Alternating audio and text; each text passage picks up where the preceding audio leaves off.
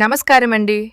చలికాలం వెళ్ళిపోయి ప్రకృతి కొత్త చిగుర్లతో కలకలలాడే సమయం అదే వసంత ఋతువు. ఈ ఋతువుకి స్వాగతం పలుకుతూ మనం జరుపుకునే పండుగే వసంత పంచమి. దీన్నే మనం శ్రీ పంచమి లేదా సరస్వతీ పూజ అని కూడా అంటాం. అసలీ పండుగ ఎందుకు జరుపుకుంటాం? చదువుల తల్లి సరస్వతీదేవికి ఈ రోజుకి ఉన్న సంబంధం ఏంటి? ఈ వీడియోలో తెలుసుకుందాం. పురాణాల ప్రకారం సృష్టికర్త అయిన బ్రహ్మదేవుడు ఈ విశ్వాన్ని సృష్టించినప్పుడు అంతా నిశ్శబ్దంగా ఉండేది. చెట్లు, పుట్టలు, జంతువులు అన్నీ ఉన్నాయి కాని దేనికి శబ్దం లేదు.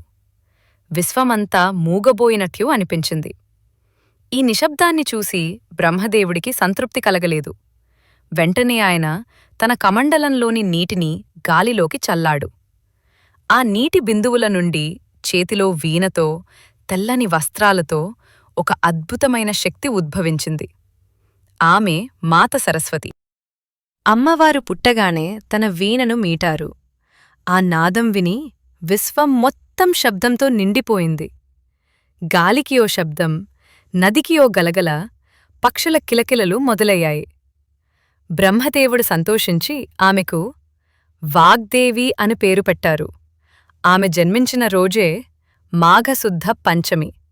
అందుకే ఈ రోజున మనం వసంత పంచమిగా, సరస్వతీ జయంతిగా జరుపుకుంటాం.